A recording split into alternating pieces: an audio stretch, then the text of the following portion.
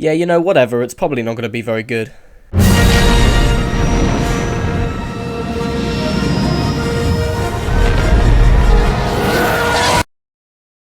Huh. Okay, that may well do it.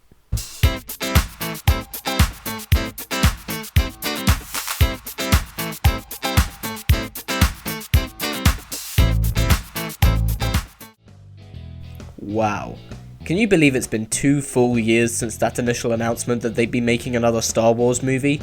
Well, for those of you that haven't been around for the whole Sam's Channel ride for that long, let it be known that I was one of the cynical fans saying, oh my god, f*** off. I was done with the very idea of dragging out this franchise any longer, and after all the film rumours, casting announcements, speculations from movie sites and fans, and finally a teaser trailer, it's at this very moment that I can safely say I've gone through the complete cycle of Star Wars fandom, going all around from once upon a time wetting my pants over a new installment, to complete and utter disgust over the very idea of it, to standing in a neutral zone where I don't necessarily need it to be anything in particular, but still hope that it all goes well, and then I saw this trailer, and finally I'm back at wetting my pants.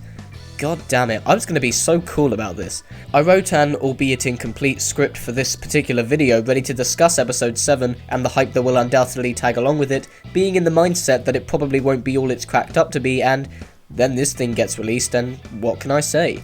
This looks really good. So good that I don't even care how impractical that lightsaber is. The whole thing immediately has that longed for tangibility of its original predecessors. It's great to hear some of the new score, the narration sparks as much intrigue as it does threat, it's a realistic turnout for the Empire to still be trundling along in some form after all these years, and I love the implication that our protagonist is a stormtrooper turned good guy. John Boyega looks really roughed up, and it's amazing how refreshing it is to see a black character who's not Lando Calrissian in the world of the original trilogy. Daisy Ridley is on some kind of Magnum speeder, okay, bring it on. Oscar Isaac is piloting an X-Wing, awesome stuff. And hey, is anyone else seeing the resemblance here?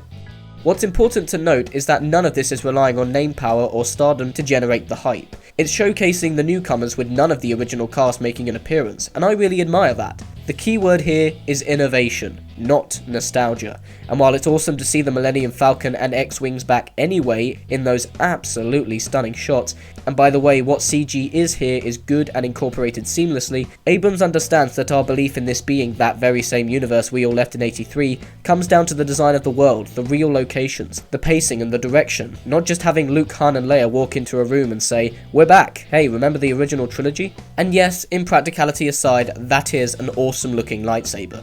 The medieval religious iconography may be a tad obvious, but it harkens back to the franchise's mythological fantasy roots, and I can make a safe bet that it's going to look great in action. Now all you guys have to do is finally seize this opportunity and make the Sith interesting. And can we all please stop pretending like there weren't funny, bumbling, cute robots in the original films? What do I think of the name? I actually quite like it. Does it come off as if Abrams and company just gave it that title without saying it out loud? Sure, but that's true of all the others. Is it extremely cheesy? Sure, but again, so are all the others. It wouldn't be Star Wars if the title wasn't a bit shit. And if the rumours are true and they are dropping episode 7 from the thing entirely, then I like that as well. See, I get why the whole episode thing was done in the first place with the originals, but all it's done as a result is caused the series to unintentionally set itself up for more installments shedding light on a backstory which had no reason to be spelled out for us, which in turn has only made 3 pivotal, integral parts of this 3-act story become considered to be mere additions to the franchise.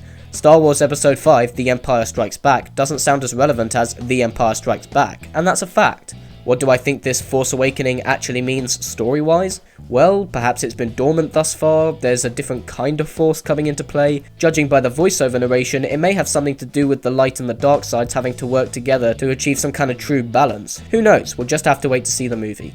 In terms of what I want to see, well, look guys, in a perfect world where this really does turn out to be something great, something that is moving and fun all at the same time, something that does touch the hearts of the kids in us all, which pays respect to what came before it and goes in a fresh, new, original direction, then awesome. The only problem is, let's look at this realistically for a second. This is Star Wars we're talking about. A franchise which has permanently changed Hollywood and filmmaking, practically inventing the movie fanboy overnight. A series containing what many consider to be culturally historical masterpieces of art. And the fact of the matter is, Even if The Force Awakens does turn out to be this amazing movie which manages to surpass the quality of those original films, some way, somehow, we're probably not going to be able to see past our own admiration for them to see that. And for that reason, the only thing I'm really hoping for here is that the flick is an enjoyable ride. And thankfully, this teaser implies that and more. So while we really shouldn't be going into this expecting the be-all movie to end all movies, I mean, isn't that how we approached episode 1? Shouldn't we learn from that experience? What can I say? You've got me excited.